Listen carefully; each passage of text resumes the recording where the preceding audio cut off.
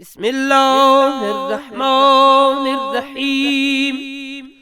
اللهم اجعلني فيه محبا لأوليائك ومعاديا لأعدائك، مستنا بسنة خاتم أنبيائك، يا عاصم قلوب النبيين برحمتك يا أرحم الراحمين. Mübarək Ramazan ayının 25-ci gününün duası.